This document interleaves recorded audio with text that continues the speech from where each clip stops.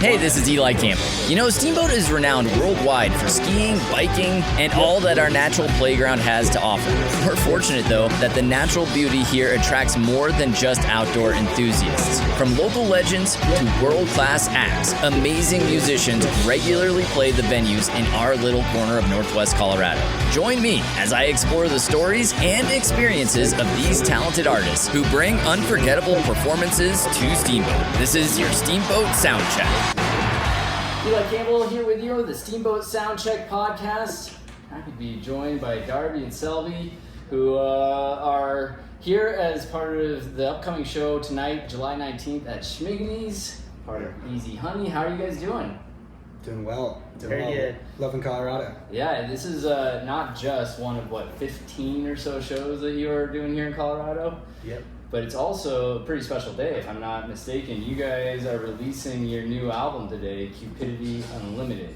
That's right. Yeah, you nailed it. Yeah. Special for those reasons. It's special to be back in Steamboat. But yeah, so we released the album today and actually got our vinyl in hand. They're waiting at Schmiggity's for us. We had them shipped straight there. And so, the timing's working out well and excited to kind of ring it in here tonight. Yeah, it's really cool that you're at Schmiggity's. Of course, we're recording here at Dusky Grouse, who loves to show off the vinyl as well. And maybe she'll get some of yours in. We were talking about that with Steph. Now, does that bring a little extra to the show tonight? How does it feel to know that this album that you've been working on is released now and you're playing the show tonight on that day? It's exciting, man. It's fun. Schmiggity's is a fun, long set, too. So it's like one of the longer sets we'll play this tour, so it definitely will be special in that sense that we'll be able to play a lot of our discography and just dive into a lot of these extended jams and stuff that we do live. But yeah, to bring it back in Steamboat, we love this town. This is our third time here, I think, and we've just grown to love it. So it's special for sure. Nice. Definitely feels strange a little bit too, just releasing the rest of the body of work, and just when you hyper focus in on a single or something, and as that kind of process goes along, you leave with songs that are just as special to us, and you kind of just release them all out into the world. So it's for the fans, it's for the super fans, the albums are, but hopefully it gets in some people's ears and stuff. And the big part of is having the vinyl for us. Been really cool at shows. People just love buying vinyl. So it's been super sweet watching people of all ages buy vinyl. Nice. Yeah. Now you guys, you're kind of co-frontmen. You share the songwriting duties and singing. How does that work when you're coming together to create an album like this? How were you able to collaborate and merge your creative ambitions and also kind of keep your individuality as well? Yeah. Whoa. That's a great question. That's a really good question.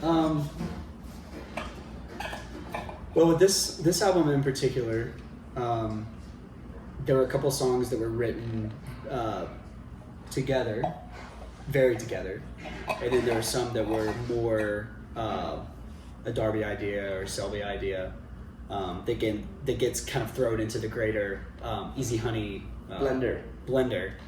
Yeah, that's it. Yeah, I was gonna say machine. I was like, machine is definitely not the proper word for it. Mechanical. But it was a cool conglomerate. This album. It was in that sense.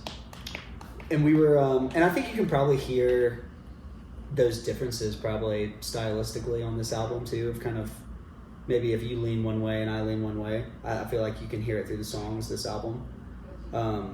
In a cool way, and I think we sometimes, we're probably pendulum kind of swinging to wanting to kind of come back and being more collaborative together and seeing, because I think we both really like the stuff that we feel mutually invested in, but it's all an Easy Honey song, and that's really what it's all about. And the other guys, Charlie and Webb, are great in the studio and sometimes have that breakthrough idea. It's what kind of that really makes the song. And what was really fun is we worked with one of my old friends named Adam Wakames, and we played in a band in high school together. And he went to Belmont in Nashville and started producing and stuff. And so we were never not friends, but we didn't keep up for 5 years or so. Probably more than that. It was probably 10 years. And I reached out to him and we went on a writing session, and that was kind of the catalyst of oh, let's do an album together. And I was writing up my MailChimp email blast today to send out about the album, and I was like thinking about like how to say what it was like, and we just didn't do very many traditional studio spaces. Like nothing on the album was from a traditional studio at all, and so it was like making music with your friends in high school for the first time. It really was. It was kind of like a throwback to just like having fun making music. Which is really cool. I think that makes some of the most authentic and really raw music experiences. Totally. Now, speaking of kind of the origins of the band, you guys met in college, you were playing in kind of a small college town. Yeah. And I know that you describe your music as East Coast surf music. Yeah. Not a lot of surfing in Tennessee, No. from what I understand, where you guys met. So how did you kind of develop that sound, and what was that like, just kind of coming together playing in Tennessee at the beginnings?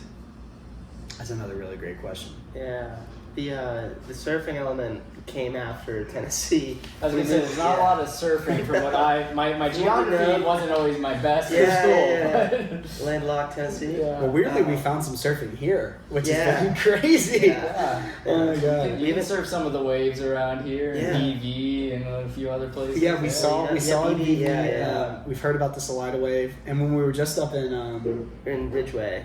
Ridgeway, we Oh, met yeah. John. We met this friend.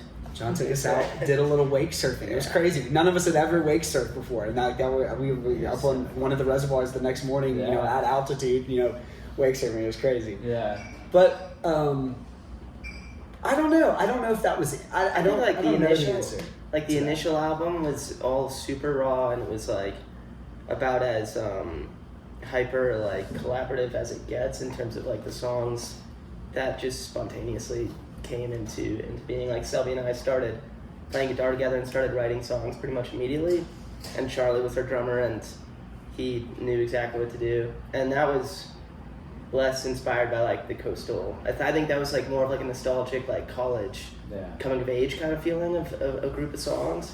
It was a very beautiful time. Our college, it was a school called Sewanee where we met, and it's like, it feels like Harry Potter kind of like people walking around in gowns and these old Gothic cathedrals and classrooms, and for that reason that album was kind of a time capsule. And then we moved to Charleston after that, and that was just like, Selby had surfed the summer before, he lived in Charleston, and we all started just falling in love with that when we moved to Charleston. And of course, Charlie picked it up immediately because he had kind of surfed as a kid, but he's definitely our most natural.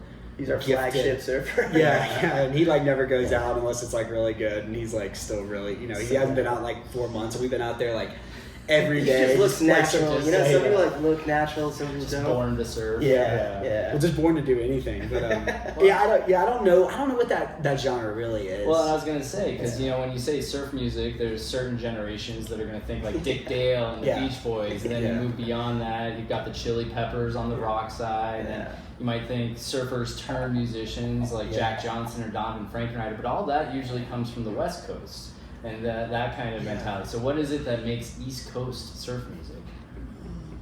Oh, just a bunch of preppy East Coasters, I guess. No, that actually every band you just you mentioned the Beach Boys, Donovan Frankenreiter, and the Chili Peppers, and I'd say those are all like kind of like weirdly Jack Johnson too, and Jack Johnson like weirdly integrated into kind of what we do as far as like, I think something that I love about our music, it's really we do like have a fun live show, and we like to jam, and like, which has been a hit in Colorado, which has been awesome because people like, you know, jamming in Colorado, which is great, and that improv feel. But they're all based around these kind of more singer-songwriter type songs, and especially you know, you referenced the Beach Boys. We all four of us sing.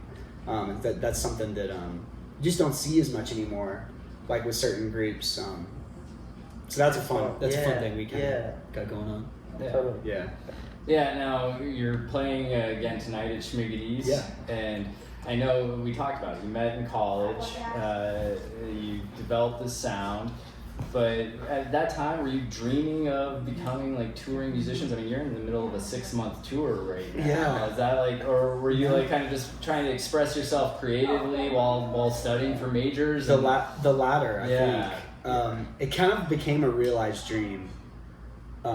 And I think we kind of realized it at the end of, it was just really easy to play shows there because there's nothing going on. There's one bar restaurant like in the whole town. Yeah. Like there's nothing going on. Easy to get a gig. Yeah, easy to get a gig, and easy to have some people being like, heck yeah. So we received a lot of like cool encouragement right from the start. And then my older brother Bert kind of pulled us together, and he's been in bands his whole life and is a awesome musician and songwriter. But he was like, y'all need to go record these songs while y'all are still together. Yeah. Like go and like do this and just have this. And I think at that point we had kind of been like, oh, like we're gonna keep going with this. And so it just kind of started snowballing. We just went and recorded that. What was to just be in Bert's mind, my brother, he's like a CD you hand to some guys at the bars, because he's like living 10 years behind. But that was really the serious catalyst of the band and getting us to record the original music. But some songs. Yeah, man, that was Bert was huge. He was instrumental. Well, and then you went from playing the easy gigs in the college town, making a little bit of a name for yourself, to producing or getting an EP produced by Wolfgang Zimmerman, who's worked with Band of Horses. So how was that able? What did you learn there to evolve your style and your music to the next level? The Charleston community is so incredibly welcoming, and it's an awesome group of musicians, and Band of Horses, Ben Birdwell kind of lives in Charleston. And Wolfgang is there's a couple of those producers in Charleston that are staples of the community. But with with literally us shopping the CD around 2 different venues, that got us just some momentum and traction within the College of Charleston, and eventually started connecting with the right people in the community. And with that came Wolfgang Zimmerman, and also Matt Zutel produced. He was the first engineer we worked with in Charleston, and he's awesome too. He's such a pro. But yeah, man, it was sort of just a natural progression of being a musician in Charleston and taking the steps to play the next venues, and then you're connecting with the right people. And Wolfgang is such a heady guy, and he's one of the most inspiring dudes we've ever worked with, for sure. So it's been a blast, and we're just grateful to be part of that community. Susto, I don't know if you know Susto, but they're of Charleston. They're he calls it psychedelic country kind of. He's really great. cool. There's some cool things happening there that we're excited to be part of. Yeah, definitely up and coming in that area.